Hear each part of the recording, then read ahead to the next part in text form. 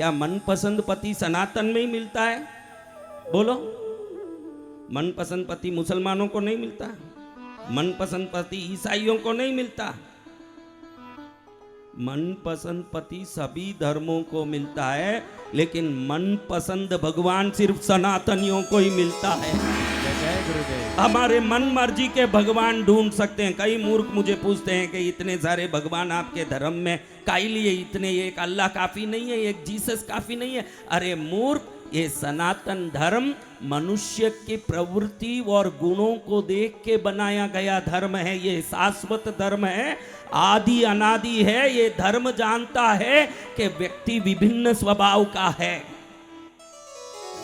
अगर कोई किसी कारण से पहली पत्नी मर गई, दूसरी पत्नी लाया, दूसरी भी बच्चा नहीं दे सकी इसलिए तीसरी लाया, वो अगर राम के पास, मर्यादा पुरुषोत्तम के पास मंदिर में जाके सामने खड़ा होगा, मन में कहीं ना कहीं हिचकिचाहट होगी कि नहीं, ये है मर्यादा पुरुषोत्तम और मैं हूँ 3 पत्नियों का पति। मन में कहीं ना कहीं एक छोटा सा गुनगुनाट होगा कि नहीं होगा। इसीलिए हमारे धर्म ने राम अवतार के बाद कृष्ण अवतार भी दिया, जो अनेकों गोपिकाओं के साथ रहते हैं और कहते हैं कि हर प्रकार के स्वभाव के व्यक्ति के लिए इस सनातन धर्म में एक इष्ट है जो उसको अपने शरण में लेके मुक्ति दे सकता है, मुक्ति का स्थान दे सकता है। देखो, एकदम बड़ा लुच्चा लफंगा है, भयंकर उग्र स्वभावी है, क्रूर बुद्धि वाला है।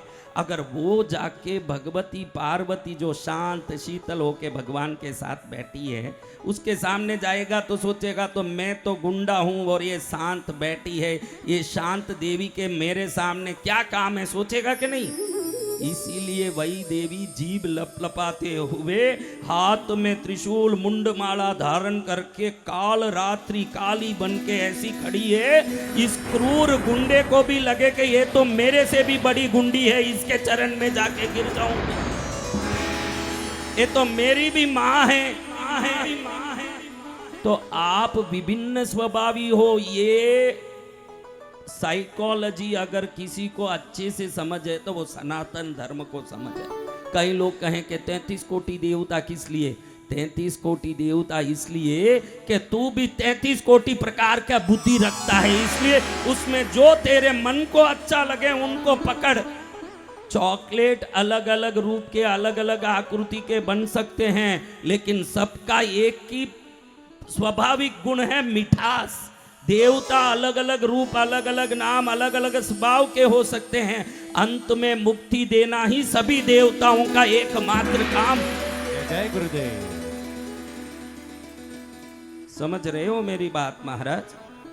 तो फिर आप यहाँ पहुंच गए, पुण्य का उदय हो गया।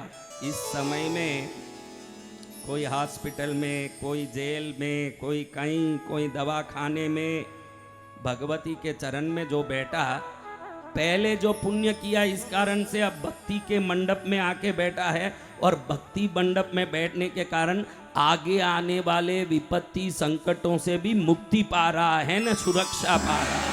जय जय गुरुदेव। ये कैसे? पहले पैसा था इसलिए हमने इंश्योरेंस भर लिया, लेकिन इंश्योरेंस भरने के कारण अब उसमें प्रीमियम भी मिलने वाला है, ऐसी बात। जय जय गुरुदेव। इंश्योरेंस भरना तो पहले के पुण्य से हुआ, लेकिन मिले हुए पुण्य से अब वो इंश्योरेंस में मनी बैक पॉलिसी भी आएगी, मनी बैक होगा विथ इंटरेस्ट। भगवान की भक्ति हमको अनंत कृपा बरसाएगी महाराज, हमारा पुण्य जगेगा। पीछे जितनी मेरी बच्चियां बैठी, एक बार ताली बजाओ, क्यों देरी से आई? अब देखो, पियर जाना हो तो फटाफट पैकिंग करके भागती हो कि नहीं मेरी बच्चियों? भागती हो कि नहीं? सबसे भले ही कितनी ऐसी बूढ़ी माएँ बैठी है जिनके अब बाप नहीं रहे, ऐसे भी हैं। अभी तो भाई है, कई बहनों के भाई भी नहीं, उनके बेटे भतीजे ही हैं, फिर भी पियर का नाम आए तो ये नहीं सोचे कि बाप नहीं है, भाई नहीं है। भागती है आज भी भतीजों के घर में, भागती है कि नहीं? हाँ, तो ये ईश्वर के घर को कहीं भी कथा चले, कहीं भी मंडप सजे, आज से मेरी बच्चियों ये एक ध्यान रखना, जब भी कथा मंडप सजता है, कथा मंडप नहीं सज रहा, आपका पियर सज रहा है, ये ध्यान रखना। जय जय गुरुदेव। जिसको आपने माँ बोला है तो माँ कहाँ की होती है? ससुराल की होती है। ससुराल में तो सासू होती है। आप इतनी देर क्या बोल रहे हो? बैठ बैठ के क्या बोल रहे हो? तो माँ कहाँ होती है? हाँ, तो जब भी मेरे पास आते हो, कथा सुनने आते हो, जगत गुरु बसंत विजयानंद गिरी के पास आते हो, तो ये ध्यान रख के आना कि मैं पियर जा रही हूं, फिर देरी नहीं हो सकती आपके आने में, फिर देरी नहीं हो सकती। सबसे पहले आके बैठ जाओ, फिर आपको भक्ति जगेगी, आनंद जगेगा, जीवन में मंगल होगा मेरी बच्चियों। अब माँ की महिमा अनंत। इसमें कोई ललिता सहस्र नाम का पाठ सुने हुए हैं या कभी एक बार या कभी नित्य करते हो ललिता सहस्र नाम का पाठ? ऐसे कोई हो तो हाथ उठाएं। ललिता सहस्र नाम का पाठ करने वाले बहुत कम है। भगवती के सहस्र नाम का पाठ का महिमा अनंत है। इस पाठ के भाष्यकारों में भास्कर राय जी अति विशेष हुए हैं। क्या हुए हैं? अति विशेष। हाँ, उत्तर भारत के भास्कर राय जी अति विशेष रूप से माँ के सहस्र नाम में एक एक नाम का अर्थ उन्होंने बहुत सुंदर रूप से बताया। माँ की नाम की महिमा अनंत है, हम क्या बताएं, लेकिन भास्कर राय जी ने महिमा बताया। उसमें एक नाम है महाराज, महाचतुष्षष्टि योगिनी, महाचतुष्षष्टि कोटि योगिनी गण सेवितायै नमः। 1000 नाम में एक नाम है माँ का। क्या नाम है बोलो? महाचतुष्षष्टि कोटि योगिनी गण सेवितायै नमः। इसका अर्थ क्या है? 64 करोड़ योगिनियों से सेवित माँ को मेरा नमस्कार। अब 64 को करोड़ योगिनियों से सेवित बोलना चाहिए ना, वो 64 करोड़ योगिनी क्या है? तो पंडितों ने भास्कर राय जी से अर्थ पूछा कि महाराज, चतुष्षष्टि कोटि योगिनी गण सेवितायै नमः यानी 64 करोड़ योगिनियों से पूजित भगवती, ऐसा अर्थ होता है। ये महाचतुष्षष्टि कोटि योगिनी गण सेवितायै नमः का अर्थ क्या है? तो भास्कर राय जी कहते हैं कि नवावरण की जो नवरात्रि में पूजा होती है, इसके 8 आवरणों में 64 करोड़ योगिनियां भगवती की पहरा देती है। 8 आवरण में, 90 आवरण में मां पद्मावती बैठी हुई है। तो कुल 512 करोड़ योगिनियां मां की सेवा में तैनात है। इसलिए महाचतुष्षष्टि कोटि योगिनी गण सेवितायै नमः नमः। बोलो पद्मावती मात की। कितने बोलो? कितने? सिर्फ योगिनियां जिसके 512 करोड़ सेवा में हो, तो फिर उस देवी के देवियां कितनी सेवा में होगी? ब्रह्मा विष्णु महेश स्वतः ही भगवती का जो सिंहासन है, आपको पता होगा कि भगवती के सिंहासन के 4 पहियों में एक पहिया है ब्रह्मा, दूसरा पहिया है विष्णु, तीसरा पहिया है रुद्र, चौथा पहिया है सदाशिवा, 5वां जो पलंग है वो महेश। भगवान शंकर पर बैठ के अपना आसन जमाने वाली भगवती की कथा सुनने आए हो महाराज। ब्रह्मा विष्णु रुद्र सदाशिव 4 पहिए हैं माँ के सिंहासन के। उसके ऊपर का आसन स्वयं महेश है। आपने देखा होगा कि भगवान शंकर पर भगवती खड़ी हुई है। क्यों? शक्ति कभी भी शिव पर खड़ता है और भगवती अपना आसन जमा रही है, उस आसन पर बैठी है, तो लक्ष्मी और सरस्वती आके सेवा दे रही है। क्या दे रही है? सेवा। कैसी सेवा? चामर ढोल रही है। चामर क्या ढोल रही है? चामर। अब चामर डोल रही है, माँ प्रसन्न हो गई। लक्ष्मी इस तरफ चामर डोल रही है। ललिता सहस्त्र नाम में है सचामर रमावाणी शव्य दक्षिण सेवितायै नमः। यानी रमा लक्ष्मी, सचामर यानी चामर युक्त होकर के, हाथ में चामर लेके, सचामर रमावाणी सव्य दक्षिण सेवितायै नमः। सव्य डाबे बाजू, दक्षिण है जीमने बाजू, वाणी जीमने बाजू खड़ी है। वाणी यानी कौन? सरस्वती सरस्वती। रमा यानी कौन? लक्ष्मी माँ। लक्ष्मी डाबी बाजू खड़ी है, सरस्वती जीमने बाजू खड़ी है। दोनों चावर डोल रही है। बीच में अनंत कोटि ब्रह्मांड को बनाने वाली, ब्रह्मा विष्णु महेश को बनाने वाली, गणपति कार्तिकेय आदि की जननी, जगत जननी, विश्व मंगलकारिणी, विश्वाम्बिका, विश्व कल्याणकारिणी, सर्व सिद्धि प्रदायिनी, सर्व सृष्टिदात्री, सर्व मंगलकारिणी, सर्व सृष्टि स्थिति संहारकारिणी पराशक्ति महामाया बैठी हुई है, बैठी हुई है। जय जय माँ।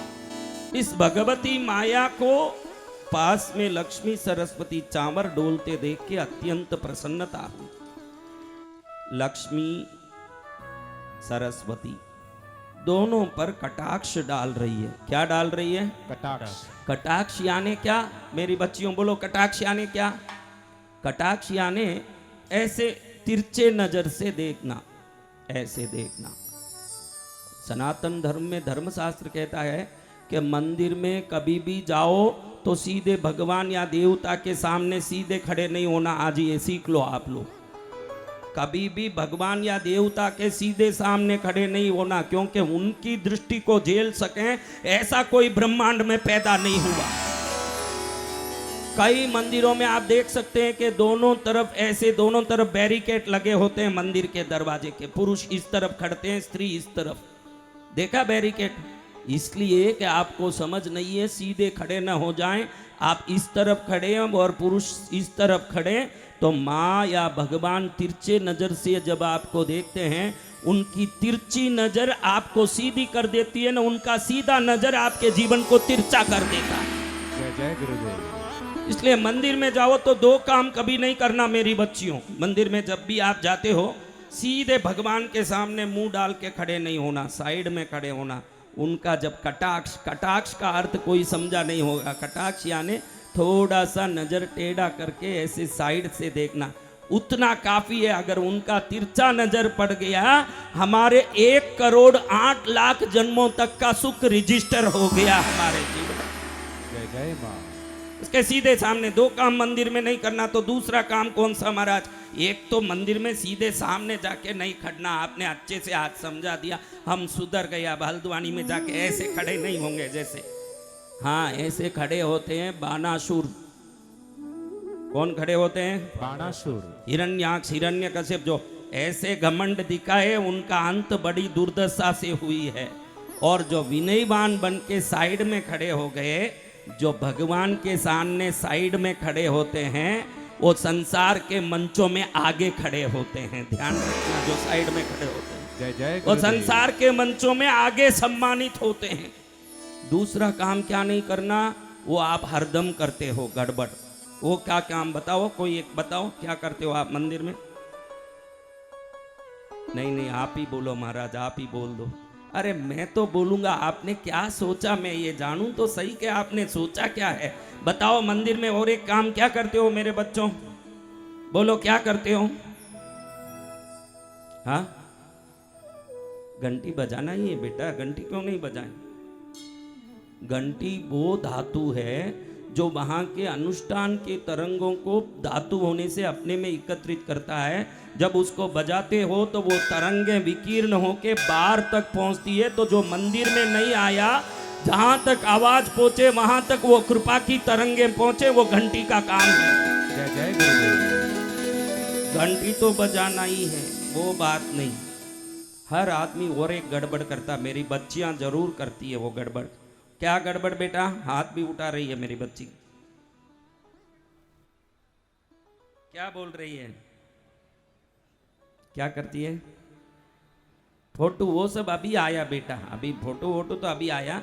मैं परंपरा से चलने वाली बातें कर रहा हूँ, फोटो की बात नहीं कर रहा हूँ। तो भी तूने बहुत अच्छी बात कही। तू दूसरा कुछ बोल रही है क्या?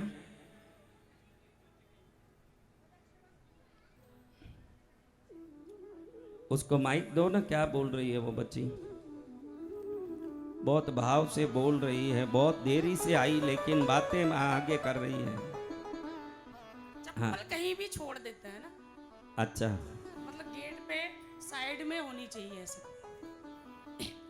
बहुत अच्छी बात है, खूब सुंदर बात कही, बच्ची के लिए ताली बजाइए, लेकिन बहुत अच्छी बात है। मैं तो ये कह रहा हूं कि हम कोई भी मंदिर में जाते हैं ना, वहाँ भगवान के सामने आंख बंद करके प्रार्थना करते हैं। ये हर व्यक्ति करता है कि नहीं? बोलो मेरी बच्चियों, आप आंख बंद करके प्रार्थना करते हो कि नहीं? ये सबसे बड़ी गलती मंदिरों में सनातनी करोड़ों की संख्या में कर रहे हैं। अब आंख कब बंद करें? जब कोई न हो और प्रभु को अंदर में ध्यान करें। जब सामने ही प्रभु विग्रह के रूप में साक्षात विराजमान है और उधर आंख बंद करें तो भगवान और माँ सोचते हैं कि क्या मैं देखने लायक नहीं हूं जो ये आंख बंद कर रहे हैं? हाँ, क्या मैं देखने लायक नहीं हूं? कब हम आंख बंद करते हैं? या तो कोई देखने लायक चीज नहीं हो या अंदर में प्रार्थना करनी हो, तभी तो आंख बंद करेंगे। मंदिरों में भगवान अर्चावतार है। क्या है? अर्चावतार। हाँ, 10 अवतार प्रत्यक्ष हुए, करोड़ों अवतार अर्चावतार हुए। यानी विग्रह में प्राण प्रतिष्ठा होती है तो वो दिव्य शक्ति विग्रह के रूप में प्राण युक्त होती है। तो मेरे सामने भगवान खड़े हैं, मुझे जो कहना है इनसे कहना है। ऐसे नजर प्रभु में मिला के प्रार्थना करनी चाहिए मंदिरों में। जय जय गुरुदेव। हम क्या करते हैं महाराज? आंखें बंद कर दे। वहीं जाके आंख बंद करेंगे और टीवी देखेंगे तो आंख एकदम खुली की खुली। जो नहीं दिखे वो भी दिख जाए थोड़ा। हाँ, तो प्रभु के सामने मंदिर में 2 काम नहीं करना। पहले ये काम मैंने बताया, सीधे सामने खड़े ना हो। जहां भी दरवाजा हो, दरवाजा के इस तरफ पुरुष, इस तरफ महिलाएं खड़ के दर्शन करें, ये नियम है। हम उनकी कटाक्ष में रहेंगे तो प्रसन्न है, क्योंकि भगवान का जो तीसरा नेत्र है ये अग्नि नेत्र है। क्या है? अग्नि नेत्र। ये सूर्य नेत्र है। अब बोलो, सूर्य के सामने जाओगे तो क्या हो जाओगे? भस्म। अग्नि के सामने जाओगे तो क्या हो जाओगे? इसलिए सभी देवताओं के अग्नि, सूर्य, चंद्र ही नेत्र बने हुए हैं, इसलिए उनके सामने कभी नहीं जाना। जब आप साइड में खड़े होके प्रणाम करोगे, वो तिरछे नजर से देख लेंगे कि सुशीला आई है, रमा आई है, लीला आई है, मानक चंद आया है, सुरेश आया है, तो वो प्रसन्न हो गए तो हमारा जीवन कल्याणमय, मंगलमय हो गया। जय जय गुरुदेव। रही बात चप्पल पहनने की, तो आपको एक बात सुनाता हूं, सुनो। हमारे बच्चे की शादी हुई। क्या हुई? शादी। पत्नी आई भक्ति वाली और पति है एकदम नास्तिक। कभी मंदिर जाने का कोई रुचि नहीं है, मंदिर जाने में ही मन घबराए, मंदिर जाने में कोई रुचि नहीं। अब पत्नी को मंदिर जाना है तो उसने हाथ जोड़ के कहा, मेरे घर में आध्यात्मिक आराधना का हमारा घर का प्रचलन है, तो मैं मंदिर पूजा भक्ति में जाती हूँ, मैं क्या जा सकती हूँ? पति ने, अभी नया नया है तो अब क्या ना बोले। आपको भी याद होगा कि नया नया था तो क्या क्या बोलता था कि आकाश को तोड़ के लाऊंगा, पाताल को तेरे लिए हाथ में पकड़ाऊंगा, क्या क्या बोला था बहनों, देखो बोला कि नहीं? अब तो उसको, हाँ भाई तू ये काम कर दे बस, ऐसे हाथ जोड़ना पड़ता है कि नहीं? तो ऐसे पति, उसने बोला कि चलो तुम मंदिर जाओ, उसमें मुझे कोई लेना देना नहीं है, लेकिन मैं मंदिर या भगवान को नहीं मानता। आपका कर्तव्य समझा रहा हूं बहनों, कैसे पतियों को संभाल सकती हो। कई लोग मेरे पास आके रोज शिकायत करते हैं कि मेरे बच्चे कहना नहीं मानते। आप में भी कई लोगों को ये शिकायत होगा ना मेरी बच्चियों? हाथ हाँ हाँ करो, है तो हाँ, सबको है, ये बात है। पति भी कहना नहीं मानता है ना, ये शिकायत है ना। अब सिखाता हूं, देखो आपको क्या है, ये कहानी से समझ लो। अब पत्नी ने कहा मैं तो मंदिर जाऊंगी, पति ने कहा जाओ तुम्हारी मर्जी, मैं नहीं आऊंगा, मैं तो भगवान या मंदिर नहीं मानता, तुम्हारे जाने से मुझे कोई एतराज भी नहीं है। अभी नई नई बात है तो उसने ग्रीन झंडी दिखाई, जाने दो, अभी पहले पहले ही लट लट करेंगे तो पहले में ही काम शिव धनुष की तरह हो जाएगा। यानी क्या हो जाएगा? शीशा हो या दिल हो आखिर टूट जाता है। अब देखिए महाराज, पत्नी मंदिर जाके आई, वापस आते समय मुंह एकदम चिढ़ाई हुई थी।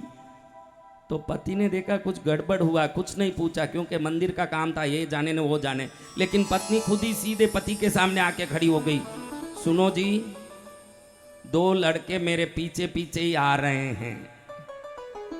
सुनते ही इसको लगा कि कौन है लड़के पीछे पीछे आ रहे हैं? जो शादी के पहले मैं जो काम करता था वो काम करने वाला कौन है?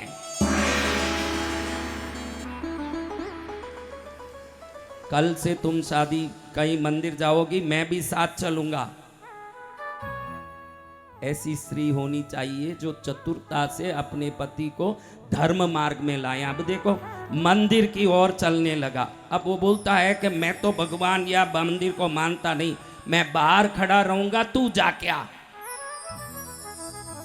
उसने बोला ठीक है, आप मंदिर तक तो आ गए ना, कोई बात नहीं, इतना करो, वैसे भी खड़े हो तो ये चप्पल का ध्यान रख लिया करो, वैसे ही बाहर ही खड़े हो, नहीं तो इसको 10 रुपया देना चप्पल को संभालने वाले को, उससे अच्छा है तुम ही चप्पल को देखा करो। तो उसने चप्पल छोड़ दिया, वो चप्पल के पास खड़ा रहा। 2 आदमी और आए, इसको चप्पल के सामने खड़े देख के, भैया चप्पल संभालने के कितना लेते हो? इसको लगा कि ये बड़ी गिरफ्तारी हुई। उसने कहा मैं क्या चप्पल संभालने वाला लग रहा हूं? तो उन्होंने कहा देखो भाई, औरतों के चप्पल तो संभाल रहे हैं, हमारे चप्पल नहीं संभालेंगे। इसको और खराब लगा मन में, बड़ी दुविधा आई। अब ये एकदम गर्म हो गया। पत्नी बाहर आते ही, लोग मुझे चप्पल संभालने वाला कह रहे हैं। तो जाने दो, आप घर में बैठो, उन लड़कों को छेड़ने दे, मुझे आज छेड़ने दीजिए, क्या आपको तकलीफ है? मेरी पत्नी को कौन छेड़ लेगा, देखता हूं मैं, देखता हूं। तो फिर आपको आना ही पड़ेगा। अगर ऐसा आपको गलत लग रहा है चप्पल संभालना, तो आप अपना चप्पल भी बाहर छोड़ दीजिए, मैं भी जूते स्टैंड में छोड़ दूंगी, आप भी छोड़ दीजिए। आपको भगवान को वंदन नहीं करना, अंदर आके खड़े होने से कौन मना करता है? आपको अंदर आके खड़े हो जाने दीजिए, क्या फर्क पड़ता है? देखो मैं बोल देता हूं, मैं हाथ नहीं जोड़ूंगा। वहाँ आरती कपूर दिया हो तो मैं देखूंगा नहीं, मैं बिल्कुल अपनी मस्ती में रहूंगा। चले तो मैं चलता हूं। अरे आपको जैसे खड़ना हो वैसे खड़ लीजिए, आप आइए तो सही। अब दोनों गए, चप्पल दोनों जूते स्टैंड में छोड़ दिए। पति यूं आकड़ के भगवान के सामने, राम बड़े मुस्कुराते हुए लक्ष्मण सीता के साथ प्रेम से खड़े हैं, लेकिन ये जैसे रावण हो ऐसे वहां जाके खड़ा हुआ है, ऐसे। अब सब लोग हाथ जोड़ रहे हैं, घंटी बज रही है, सब एकदम भाव भक्ति से हाथ जोड़ रहे हैं। अब इसने देखा कि माहौल अलग है, मैं ऐसे खड़ा हो रहा हूं तो मुझे ये विचित्र लग रहा है। ये क्षण ऐसा आया, खुद ही भूल गया कि मैं नास्तिक हूं और अकड़ हूं, खुद ही हाथ जोड़ के खड़ा हो गया। जय जय गुरुदेव। और उस दिन से पत्नी के साथ मंदिर भी जाने लगा। बाद में वो, ये सच्ची घटना बता रहा हूं आपको, ये कहानी नहीं है, ये सच्ची घटना है। जो बाद में ऐसा भगत बना, पत्नी से पहले मंदिर जाने के लिए चप्पल पहनता था। तो आप लड़ाई झगड़े से परिवार के रिश्तों को सुधार नहीं पाओगे। आप कहो कि भाई मैं बोलूं ये सुनना है इसलिए ऐसे करना ही पड़ेगा। जिद्दी से झगड़े से कोई सुधरा न कभी कोई सुधरने वाला है। चातुरता से ही दुनिया में किसी को आप अपने पक्ष में कर सकते हो। इस बहन की जैसे मैंने कथा बताई, उस बहन को ना तो कोई 2 लड़के छेड़ रहे थे ना कुछ हुआ, लेकिन पति को कैसे संभालना ये विवेक उसको जो आया, उसके पति को भी परम भागवत बना दिया उस प्रसंग से। तो आप भी ऐसे चतुर हो जाओगे तो बच्चों के प्रति, पति के प्रति कभी चिंता नहीं करना पड़ेगा। आप अगर धर्म मार्ग में पति को, बच्चों को लाना चाहते हो, हर प्रकार की चातुर्य को आप अपना सकते हो। धर्म में उसका छूट है, आप कुछ भी कर सकते हो। तो महाराज ऐसी माँ की कथा सुन रहे हैं, भक्ति कर रहे हैं। देखो मेरे पास तो यहाँ 14 दिन ही हैं, लेकिन 14 युग भी हों तो परमात्मा की भगवती की महिमा का गुणगान 1000 जिब्बा वाला आदिशेष नाग भी पूरा नहीं कर सकता, तो हम क्या करेंगे ना, क्या बोलेंगे। आप सब आए बेटे, धन्यवाद है आपको कि आपके जीवन में कुछ सुनने का अवसर मिल रहा है, कुछ सुनने का अवसर। देखो इस कान ने कभी आपके जीवन में कोई गाली नहीं सुनी, कोई गाली नहीं सुनी, सुनी है? हाँ या ना बोलो ना। सुनी, कभी दुख का संदेश नहीं सुना सुना, ये कान ने?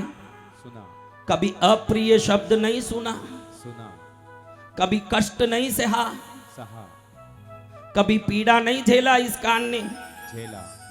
धन्य मानो ये कान जिसमें दुख भी घुस सकता है, कष्ट भी घुस सकता है, अप्रिय शब्द भी घुस सकता है, गाली भी घुस सकता है। इस कान में अब इस समय में प्रभु का नाम घुस रहा है। आप देख लो, देख लो।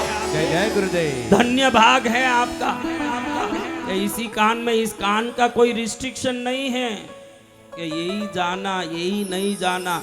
ये कान में कुछ भी जाता नहीं, ये मुंह से कुछ भी निकलता है। जिस मुंह से कुछ भी निकलता हो उस मुंह से माँ का नाम निकल जाए न। जिस कान में कुछ भी घुस सकता हो उस कान में भगवान का नाम घुस जाए। धन्य हो गए महाराज। जय जय गुरुदेव। आप सब धन्य हो रहे हो कि नहीं? जी भगवान। चलो जब तक मैं हूँ धन्य होते रहो, फिर दूसरे संत आएंगे पुनः धन्य करेंगे। क्योंकि खेत में फसल निकलने के बाद खेत खाली नहीं रह जाता महाराज। दूसरा किसान आएगा, दूसरा बीज बोएगा, दूसरा फसल आएगा न, दूसरा कटाई होगा, होता ही रहता है। तो महाराज हम कथा सुन रहे थे, कल क्या सुना हमने, याद है आपको? बोलो क्या सुना?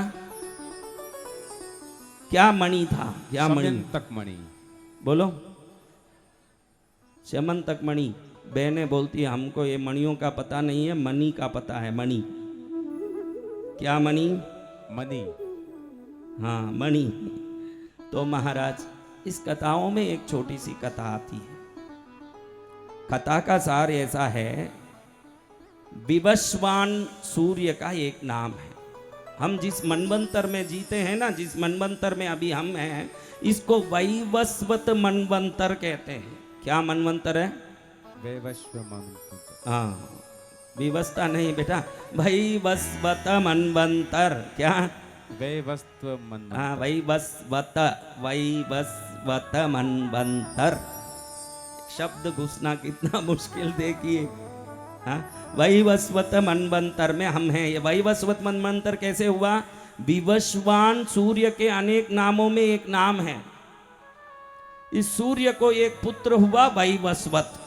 उनके मनवंतर में हम जीने से, ये मनवंतर का नाम क्या है? सनातन होने से हमारा मनवंतर, हमारे जो भी वर्ष, हमारी तिथियां, नक्षत्र, इसका ध्यान रखना चाहिए कि कौन सी तिथि क्या करती है। आपको बता दूं कि आप में कितने लोगों को अपना नक्षत्र पता है, जन्म नक्षत्र? वो हाथ ऊंचा करिए, किस किस को जन्म नक्षत्र पता है? देखो इतने लोगों में 4 लोगों को नक्षत्र पता है। आपका जन्म नक्षत्र को रोज ध्यान करिए। आपके नक्षत्र में आपने जन्म इसीलिए लिया है कि आपके पूर्व कर्म और पुण्य पाप के हिसाब से उसी नक्षत्र के स्वभाव आपसे जमते थे, इसीलिए उस नक्षत्र में जन्मे हो। आज भरणी नक्षत्र है। क्या नक्षत्र है? भरणी। भरणी धरणी का राज करता है। जो भरणी नक्षत्र में जन्म लिया वो धरणी का राज करता। धरणी यानी पृथ्वी। भरणी नक्षत्र में जन्म लेने वाला बहुत बड़ा पैसा वाला और समृद्ध रहेगा व्यक्ति। तो एक एक नक्षत्र का एक एक विशेषता है। आपको नक्षत्र के बारे में पता नहीं है मेरी बच्चियों, लेकिन यहाँ के सभी बच्चियाँ अच्छी समझदार हो, होशियार हो। ये कोई छोटा गांव खेड़ा नहीं है, छोटा विलेज नहीं है, अच्छा ही गांव है। तो आप अच्छे समझदार हो। आपको एक बात बताऊं, कितने लोगों ने मोबाइल में पासवर्ड डाल के रखा है? वो सब हाथ ऊंचा करो, पासवर्ड वाला। सब जितने लोग पासवर्ड डाले हो सबको हाथ ऊंचा करना मेरा आदेश है। देखो आप सब ऊंचा की, सब दुष्ट औरतें हैं। इसमें भी शर्म आता है। देखो आप ध्यान रखो, ये पासवर्ड अगर बंद है तो क्या होता है महाराज, आपका फोन कोई उपयोग नहीं कर पाता है, ऐसा है ना? जी भगवान। यही तो बात है। तो नक्षत्र भी आपके पासवर्ड हैं। आपको मैं भी नक्षत्र की कहानी बताने के लिए कथा मंडप नहीं सजाया, लेकिन आपको नक्षत्र का ही पता नहीं, इसलिए नक्षत्र की महिमा बताना चाहता हूं कि आपको समझ पड़े कि नक्षत्र का महिमा क्या है। पुनर्वसु नक्षत्र में राम का जन्म हुआ। अभी रामनवमी भी आ रही है। क्या नक्षत्र है? पुनर्वसु। आपको पता है कि ये नक्षत्र के एक पासवर्ड होते हैं। इसमें कोई पुनर्वसु नक्षत्र वाले हैं? तो पुनर्वसु नक्षत्र का पासवर्ड है धनुष और बाण। क्या है? धनुष और बाण।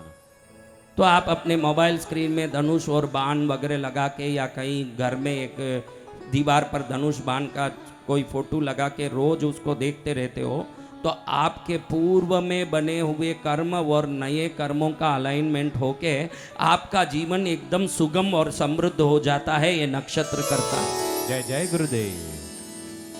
आप हरेक के नक्षत्र का एक कोई ना कोई सिंबल है, कोई चिन्ह है जो आप नहीं जानते हो। नक्षत्र ही नहीं जाने तो उसका सिंबल कहाँ जाने महाराज।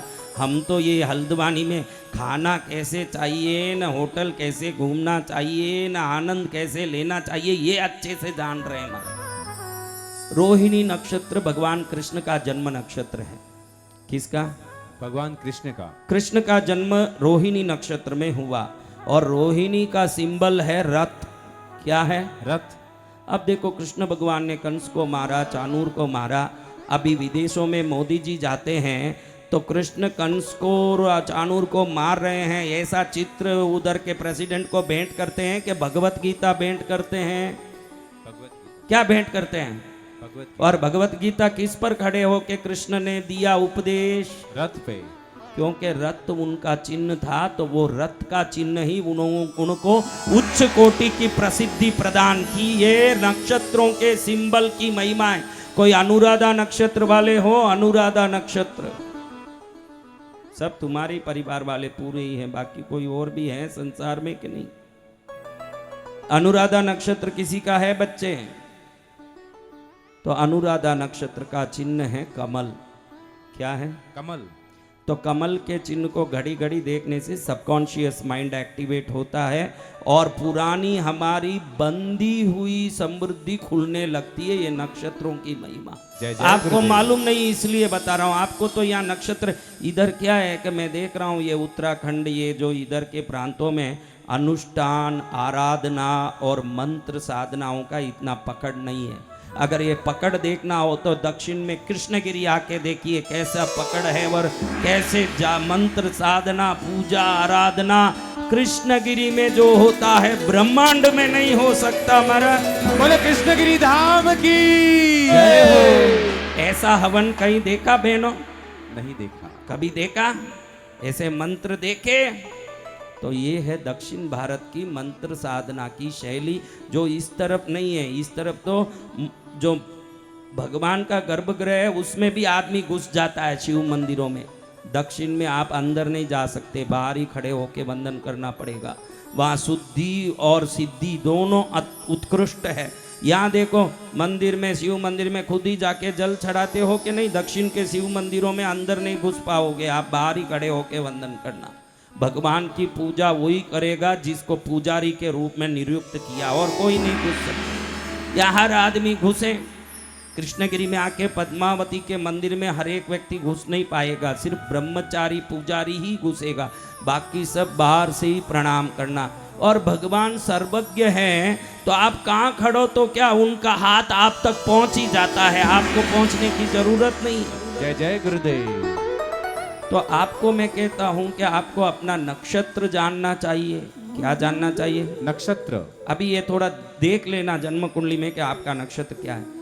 आपके नक्षत्र से 19वां नक्षत्र, कौन सा नक्षत्र? 19वां। समझो आपका नक्षत्र अश्विनी है, तो अश्विनी, भरणी, कृतिका, रोहिणी, मृगशिरा, ऐसे आप बराबर गिनते जाओगे तो आपके नक्षत्र 19वां नक्षत्र जो भी है वो आपके जीवन की हर चीज को देने की ताकत रखती है। ये आपके जन्म कुंडली में ही है। जय जय क्या गुरुदेव। चीज?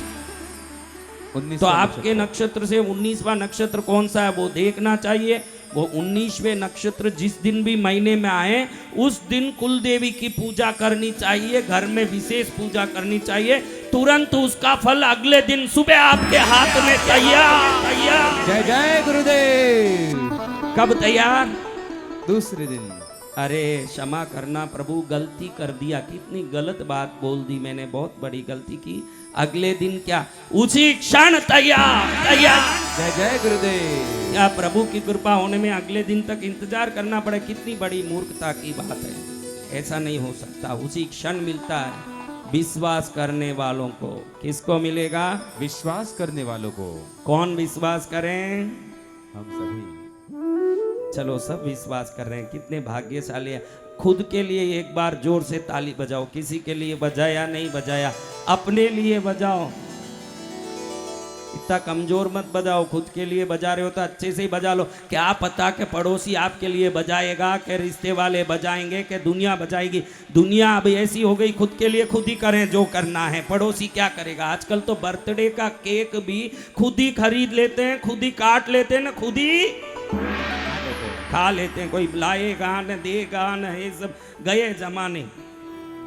बोलो पद्मावती मात की जय। श्रद्धा से आया हूँ, श्रद्धा ही लाया हूँ, श्रद्धा भरी मेरी साधना। यशदायिनी माँ यशस्वी बना दो, स्वीकारो मेरी आराधना। श्रद्धा से आया हूँ, श्रद्धा ही लाया हूँ, श्रद्धा भरी मेरी साधना। यशदायिनी माँ यशस्वी बना दो, स्वीकारो मेरी आराधना। ज्ञानेश्वरी जागो, ज्ञानेश्वरी जागो, वागेश्वरी जागो, जागो सर्वेश्वरी देवी माँ, के तेरे जैसा कोई नहीं। जागो सर्वेश्वरी देवी माँ, के तेरे जैसा कोई नहीं। कोई नहीं, कोई नहीं, तेरे जैसा कोई नहीं। कोई नहीं, कोई नहीं, तेरे जैसा कोई नहीं। देवी पद्मावती मेरी माँ, के तेरे जैसा कोई नहीं। अब देखो माताओं, आज माँ आप सबको आशीर्वाद देना चाह रही है। जय जय माँ। किसको आशीर्वाद लेना है? सभी को। माँ का आशीर्वाद लक्ष्मी के रूप में आपके पास आने वाला है। जय जय। जय जय गुरुदेव। किस रूप में आने वाला है? लक्ष्मी रूप में। किसी लोगों में वो प्रत्यक्ष आएगा और सब लोगों में वो अप्रत्यक्ष रूप से जरूर आशीर्वाद करेगा। आप अपना पर्स खाली कर लीजिए। क्या खाली कर लीजिए? पर्स। ध्यान रखना कोई पड़ोसी लेके अपने जेब में न डाल दें। कहीं ऐसा ना हो कि लक्ष्मी आ तो रही थी लेकिन खुद की लक्ष्मी भी गायब हो गई। बहन तो सूटकेस ही लेके आई है पर्स की जगह। हम तो पर्स की बात करें, बहनें सूटकेस खोल रही है सब बड़ी बड़ी। खाली कर दिया? बताओ। हाँ दिखाइए। ये बच्चा कौन से नक्षत्र में हुआ बहन? खाली इसका ही पता नहीं, बाकी सबका पता है। अच्छा, मेरे मिलने के बाद, ये मेरे मिलने के बाद ही तो हुआ। ये कौन सा बहुत बड़ा हो गया? ये तो अभी हुआ है। हाँ चलो अच्छा, तुम सबने जेब खाली कर लिया बेटा? खाली कर दिया? बताओ खाली जेब। जेब कैसे बताएं? पर्स तो बता सकते हैं, जेब तो अभी शर्ट खोलें तो बताएं। जेब तो शर्ट में ही है। देख लो 10 बार चेक करो। कभी कभी थोड़ा तमाशा भी दिखाना पड़ता है, कुछ न कुछ दिखाएं तो ही काम आता है। जो चेयर पर बैठी है वो बहनें सब पर्स खाली कर दी? बताओ खाली पर्स। उल्टा करके झटके बताओ, मेरे को मालूम पड़ना सच में खाली है, कोई गिर ना जाए अंदर। ये बहनें बैठी बैठी ईर्ष्या कर रही है कि वो बहनें चेयर पर बैठी है ना, हम नीचे जमीन पर बैठी है। तुम चिंता मत करो, जमीन पर जो बैठे वो जमींदार है, चौकी पर बैठे वो चौकीदार है। आपको चौकीदार बनना है? जय जय गुरुदेव। ये चौकी पर जो भी बैठी है चौकीदार हैं पूर्व जन्म की भी, और अब जमीन पर जो बैठी है वो कौन है? जमींदार। कल से सब जमीन पर बैठ जाएगी, क्योंकि हर एक को का क्या बनना है? जमींदार। और कितना बढ़िया गद्दी हमारे हेमंत भाई ने लगाया। मैं भी तो कई हजारों कथा कर चुका, लेकिन गद्दियों पर बैठ के प्रवचन सुने ये यहीं देखा मैंने। ऐसे जय गद्दी गुरुदेव। लगाई, आराम दे रहे हैं शरीर को। चलो, खाली किया पर्स? एक बार पर्स उठा के दिखाओ मेरे को। बूढ़ी अम्मा भी खाली करके झटक रही है, चश्मा वाली अम्मा। एकदम छोटा पर्स है, मेरे ख्याल से पर्स में आंवला भी घुसना मुश्किल है, इतना बड़ा पर्स लेके आ गई। उठो अम्मा जी, वो सिर पर जो काला कपड़ा पहनी है, अम्मा जी उठो। हाँ उठो उठो, अपना पर्स दिखाओ। देखो, अब आज मैं आशीर्वाद दे रहा हूं, अब माँ लक्ष्मी की कृपा होगी। कल से बड़ा पर्स लेके आना, ना छोटा पर्स नहीं। अपना पर्स दिखाओ सबको। कहाँ है? वही वही हाथ में जो है, सबको दिखाओ, वो दिखाओ। हाँ देखो भाई, कितना छोटा पर्स। इनको विश्वास ही नहीं है कि मेरे पास करोड़ रुपया आएगा। बरसात की प्रार्थना करें तब छतरी लेके जाएं, वही सच्ची प्रार्थना है। जय जय गुरुदेव। बैठ जाओ अम्मा, बैठो। अम्मा का पर्स कितना छोटा, उसमें कितना आप आएगा, कितना माल आएगा। बड़ा सूटकेस लाया करिए, यानी बड़ा सूटकेस लाओ तो मैं भरूंगा, ऐसे गलत अर्थ मत समझो। बड़ा सूटकेस ला के गौदान, अनाथ आश्रम में सब सेवा करते रहो आप। जय जय ऐसा गुरुदेव। मेरा विचार है। एक बार अपना पर्स दिखाइए उठा के। बिल्कुल खाली, आप बंद कर दीजिए, इसको बंद कर दीजिए, बिल्कुल बंद रखिए। वो चेयर पर बैठी हुई अम्मा जी का पर्स इतना बड़ा है कि 10 करोड़ रुपया तो अंदर आ सकता है। इस टाइप का पर्स लेके आ गई अम्मा जी। सब बंद करके रख दो। अभी अपन थोड़ी देर भजन कथा करेंगे, फिर हम पर्स को खोल के देखते हैं। तुम सबने जेब खाली कर लिया भाई? चेक कर लिया? पैंट भी खाली किया? कुछ हो तो लाके इधर भंडारे में दे दीजिए, भंडारे में खाली कर दीजिए। चलो, एक बार पुनः कथा शुरू करते हैं। थोड़ी देर भजन कथा करते हैं, जब तक ताली बजाइए।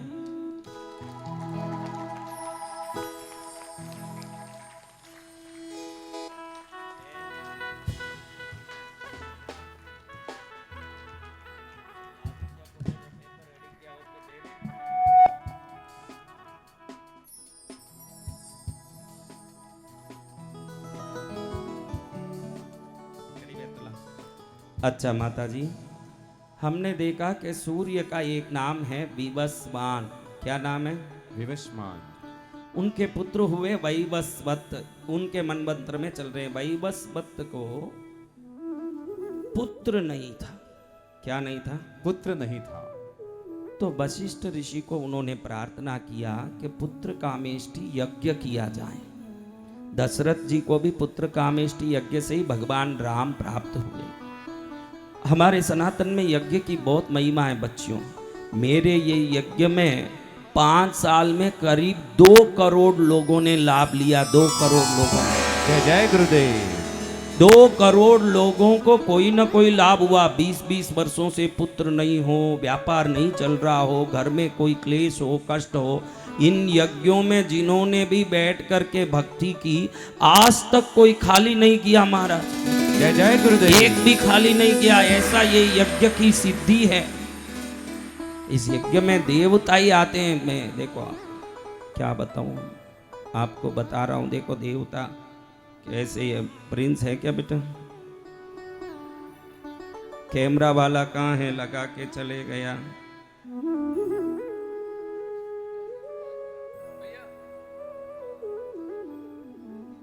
अचानक याद आया तो मैं आपको कुछ बता रहा हूं कि यज्ञों का प्रभाव क्या है। देखो, जब यज्ञ कर रहे थे ना हम एकांत में, तो यज्ञ की अग्नि रूप में नंदी प्रकट हुए। देखो, दिख रहा है आपको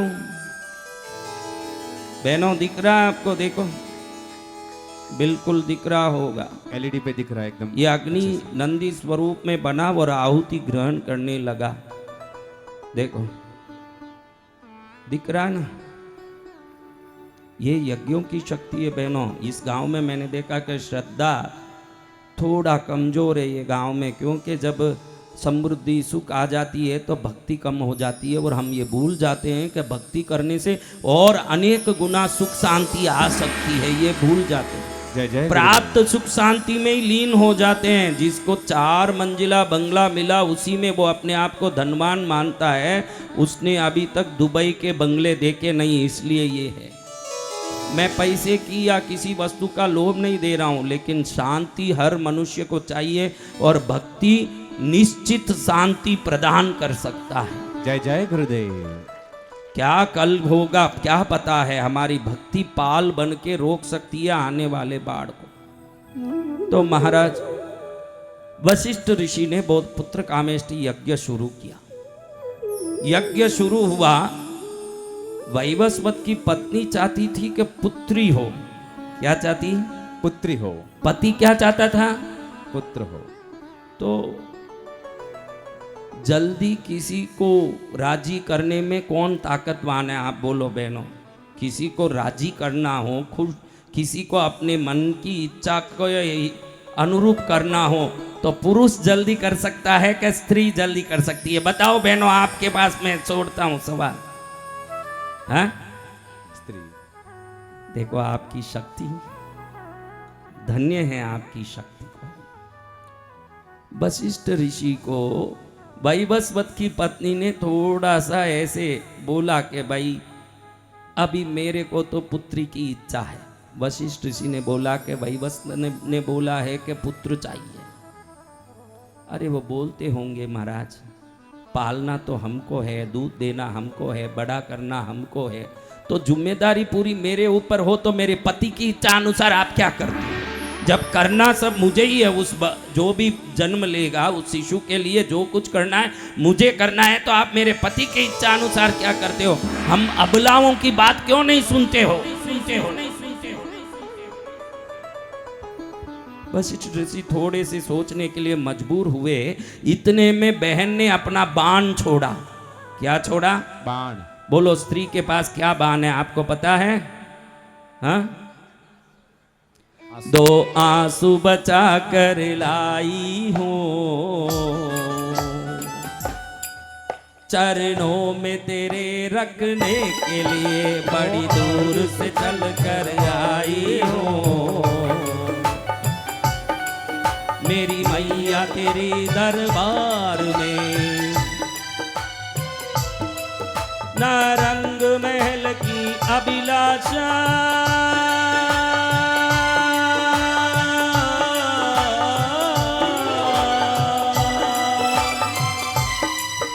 ना रंग महल की अभिलाषा, न इच्छा सोने चांदी की, न इच्छा सोने चांदी की, न इच्छा सोने चांदी की। 2 फूल गुलाब का लाई हूँ, चरणों में तेरे रखने के लिए 2 फूल गुलाब का लाई हूँ, चरणों में तेरे रखने के लिए बड़ी दूर से चल कर आई हूँ। मेरी मैया तेरे दर्शन के लिए।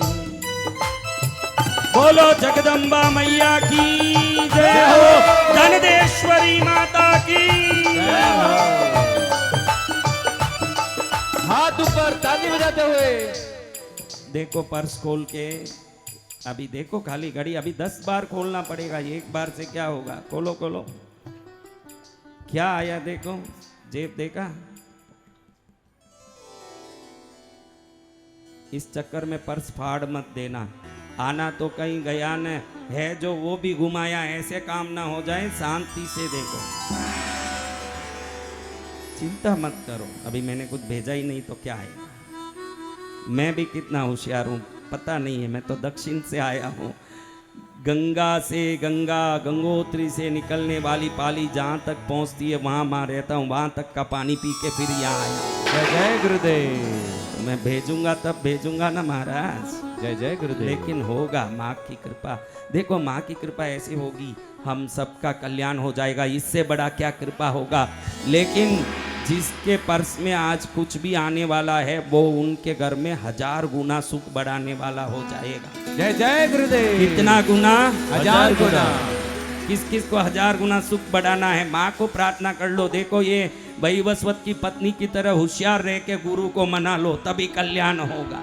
जय जय गुरुदेव। कैसे गुरु को वशिष्ठ ऋषि को मना रही है कि मुझे तो पुत्री चाहिए। क्या चाहिए? पुत्री।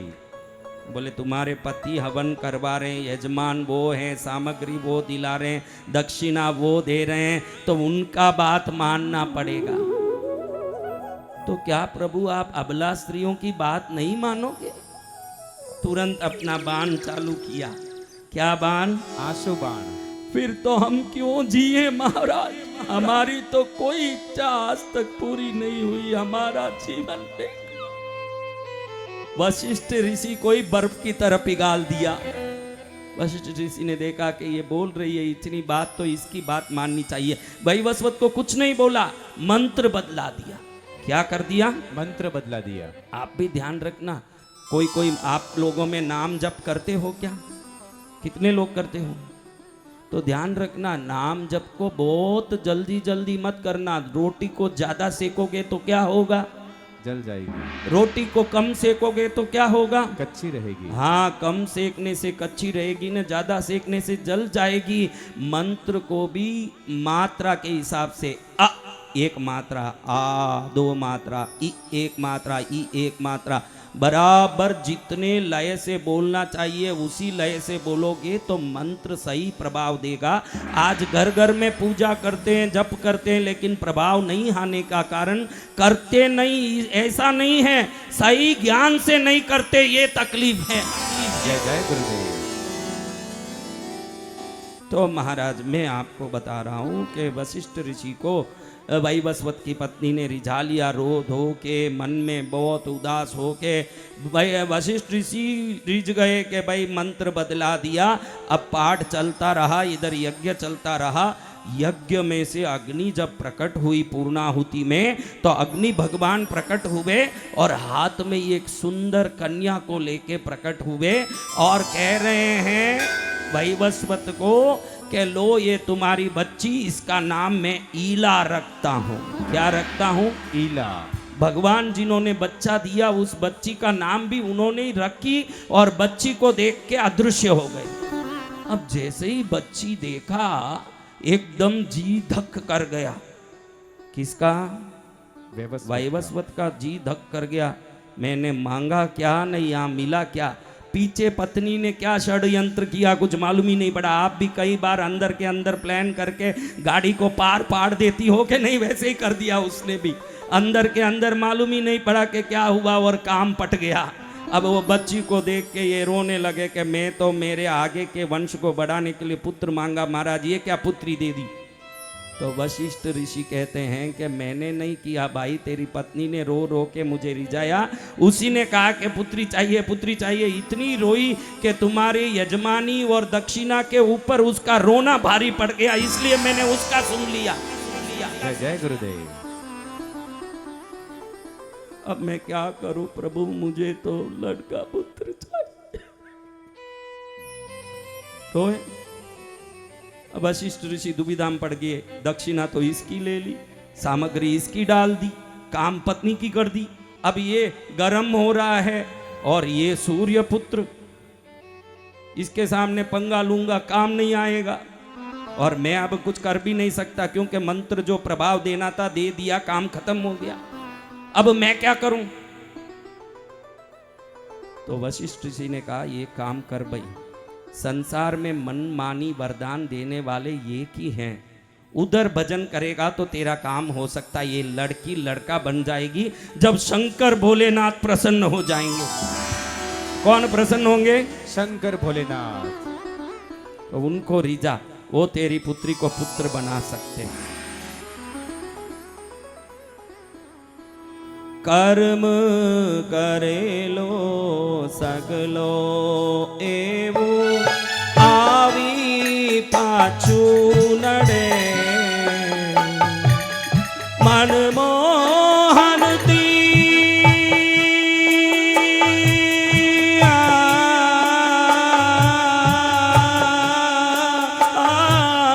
मनमोहन ती आतमनी फेरा भवनाटले।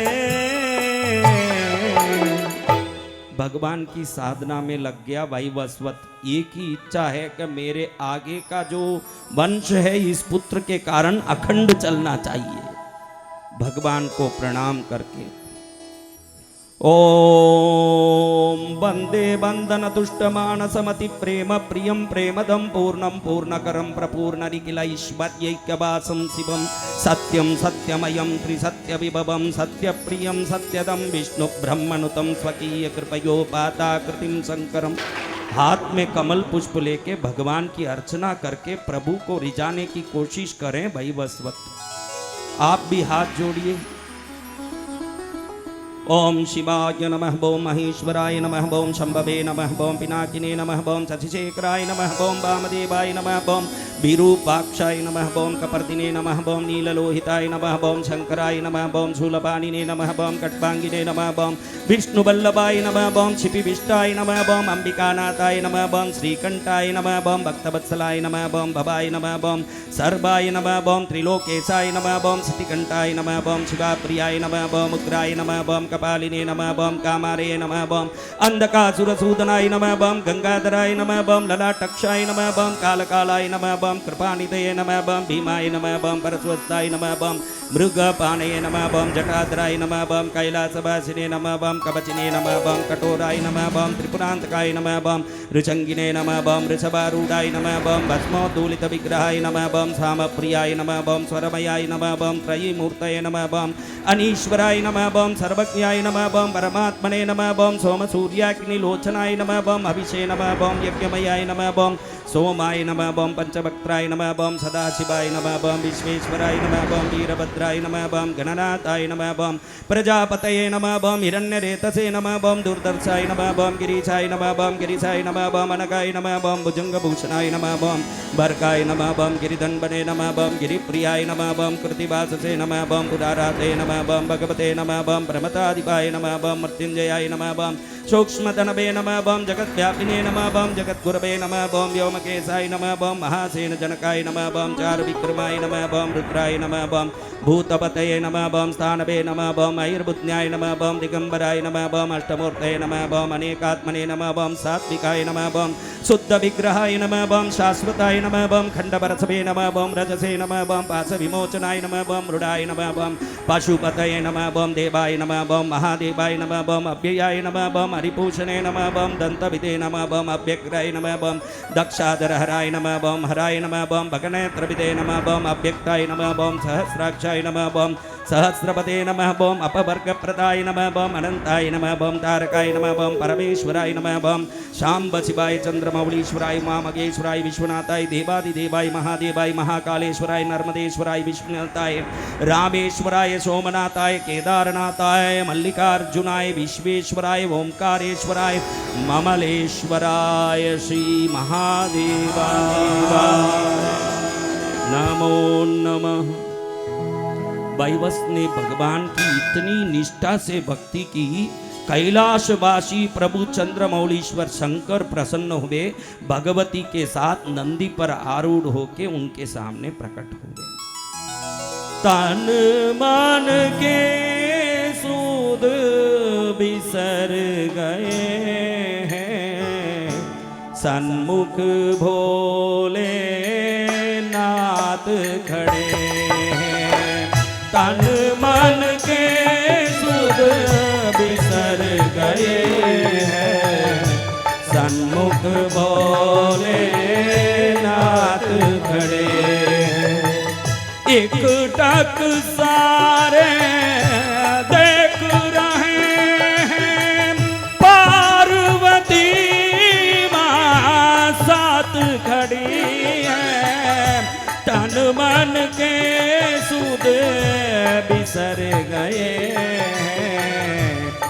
मुख भोले नाथ खड़े हैं। भोलेनाथ भोलेनाथ भोलेनाथ भोलेनाथ भोलेनाथ भोलेनाथ भोलेनाथ। हाथ ऊपर।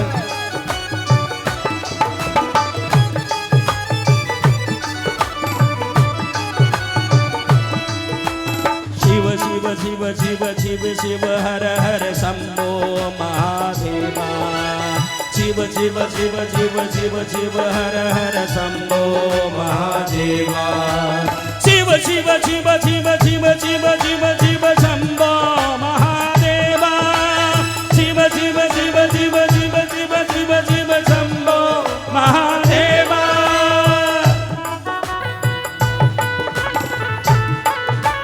बोल शंकर भगवान की।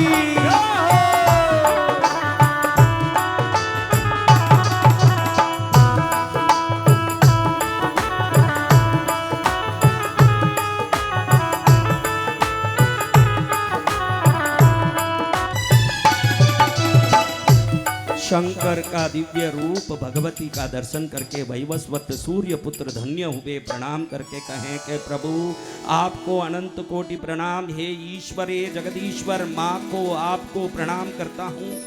चांपेय गौरा शरीर काय कर्पूर गौरार्ध शरीर काय दम्मिल काय च जटाधराय नमः शिवाय च नमः शिवाय।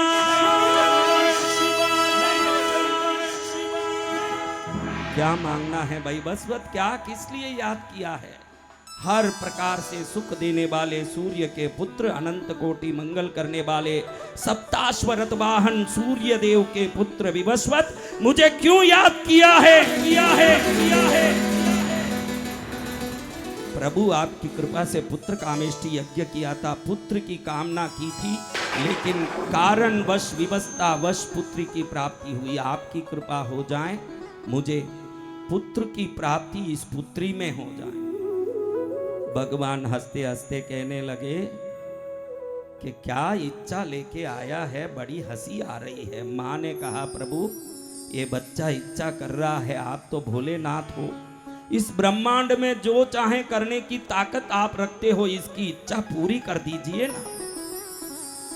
भगवती के वचन सुन के भगवान ने कहा तथास्तु। उसी समय वो पुत्री पुत्र रूप में परिवर्तित हुई। जय जय शंभो। तुरंत विवस्वत अति प्रसन्न होके उस पुत्र का नाम सुद्युम्न रखा। क्या नाम रखा? सुद्युम्न। सुद्युम्न नाम का पुत्र बड़ा हुआ, बड़ी उसकी धावो जलाली हुई, बड़ा हुआ। एक समय ये पुत्र राजकुमार बनके दारुका वन में प्रवेश करता है। कहाँ प्रवेश करता है? दारुका वन में।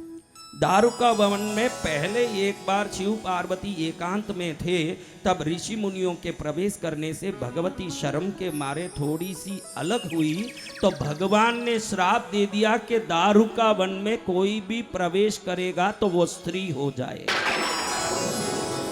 और ये जो लड़की से लड़का बुना हुआ सुद्युम्न भूल चूक के उसी दारुका वन में ही जाके प्रवेश किया। जन्म किस रूप में हुआ? पुत्री रूप में इला। फिर कैसे वो पुत्र हुआ और अब कहाँ प्रवेश हुआ? दारुका वन में। इसको अंग्रेजी में मेटीरियल अट्रैक्ट्स द मेटीरियल कहते हैं। वस्तु का आकर्षण करता है। आप देखो 10 कुत्ते खड़े हों, चिल्ला रहे हों, उस जगह एक हाथी भी उनके साथ खड़ा रहेगा। क्या ये सही है? सही है ये बात? तो कुत्तों के साथ कौन होगा? गधे के साथ कौन होगा? गधा। घोड़े के साथ घोड़ा।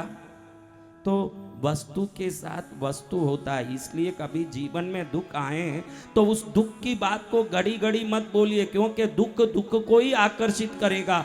अगर आपको शांति चाहिए तो दुख के समय में भी शांति बनाए रखिए, सुख अपने आप आकर्षित होके आएगा। जय जय गुरुदेव। क्या आकर्षित होके आएगा? सुख।